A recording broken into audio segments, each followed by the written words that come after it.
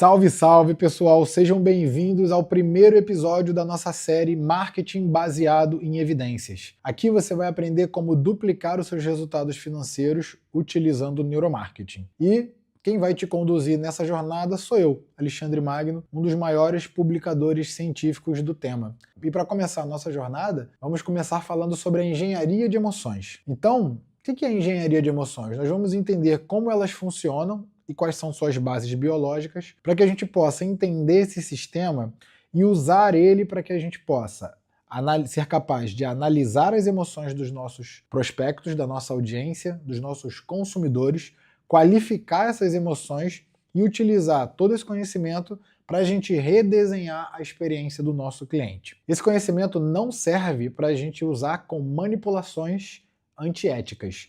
Porque se você fizer dessa maneira, vai funcionar da primeira vez. E depois isso não vai funcionar mais e vai queimar o seu filme, né? Vai jogar contra você a partir do momento que você utilizar ele de forma errada. Bom, por que ele funciona? Primeiro porque a maioria das estratégias de marketing são muito genéricas. Você não entende exatamente quais emoções está despertando no seu cliente nem o porquê.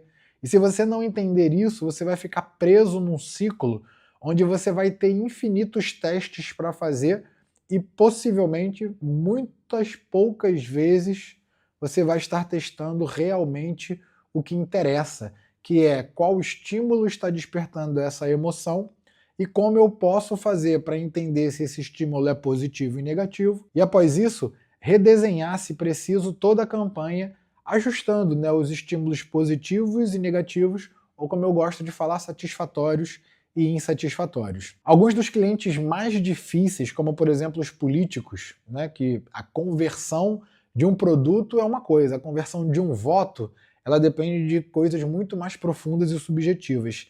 Então, quando a gente vai analisar, por exemplo, esse tipo de cliente, a gente percebe que a gente precisa entender não só quais as emoções que a gente está projetando, mas também qual é a percepção dos clientes do outro lado, separado por personas.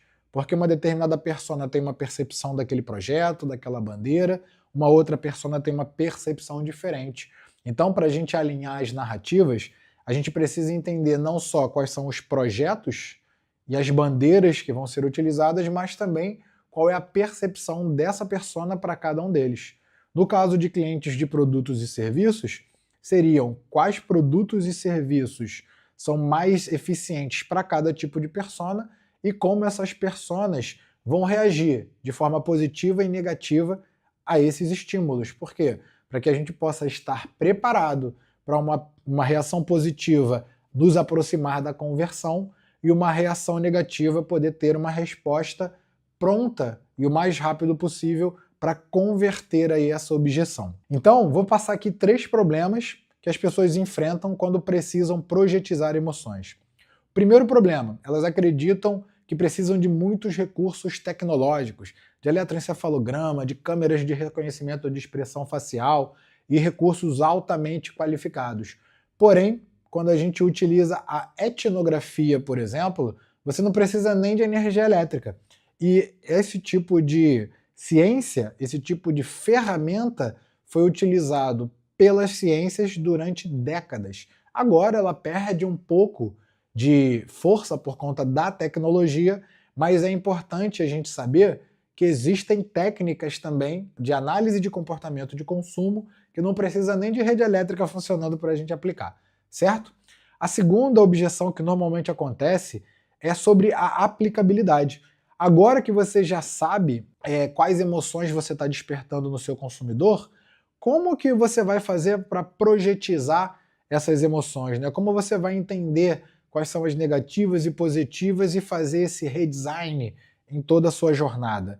E terceiro é o será que funciona, né? Sobre isso, como eu dei o exemplo das campanhas políticas, né, que para mim é o segmento mais difícil que tem, além dele, pela DNA Hub, empresa de publicidade, né, que eu fundei há 19 anos atrás, nós já atendemos a mais de 40 segmentos, né?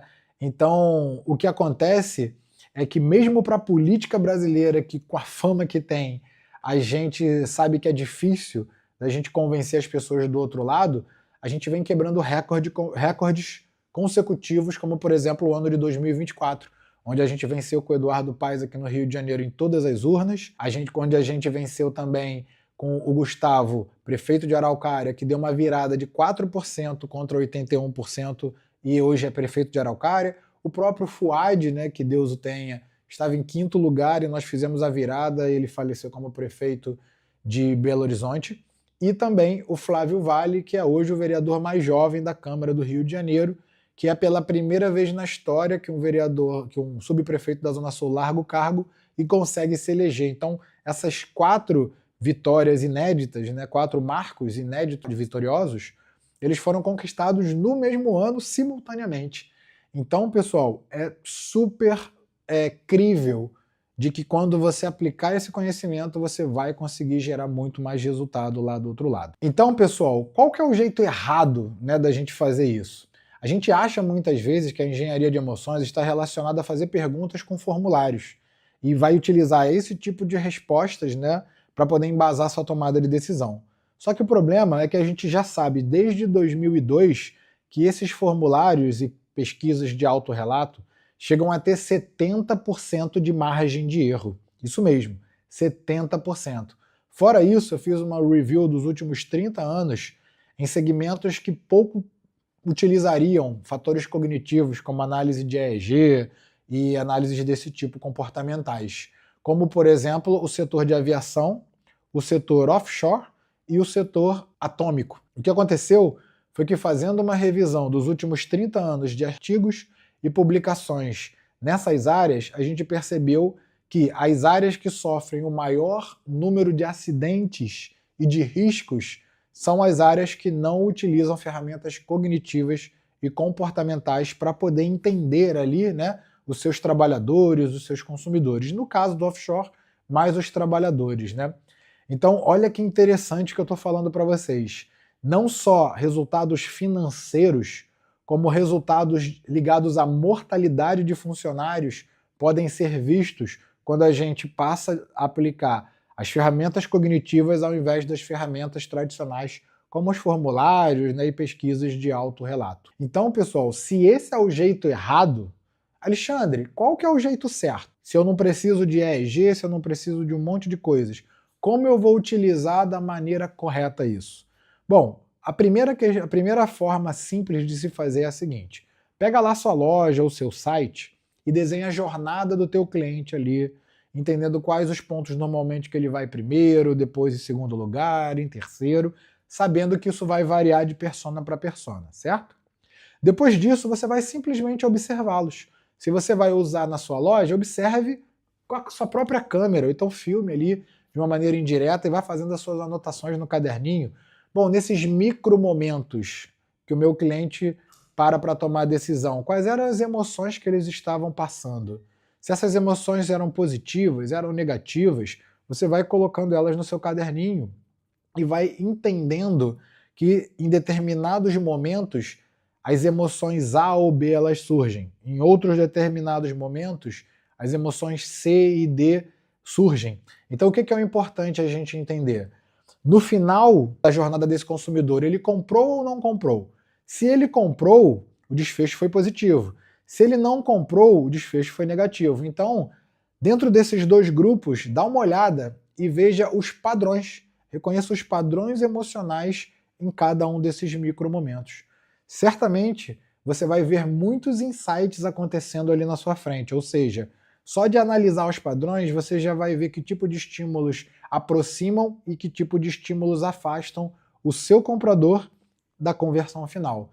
E aí, conseguindo fazer essa primeira análise e redesenhando esses estímulos, você já vai conseguir ter os seus primeiros resultados muito rápido. Em 2, 3 dias você consegue executar todo esse processo que eu te falei. Então, muito obrigado pela sua atenção. Seja bem-vindo à nossa série Marketing Baseado em Evidências e te vejo no episódio 2. Até já!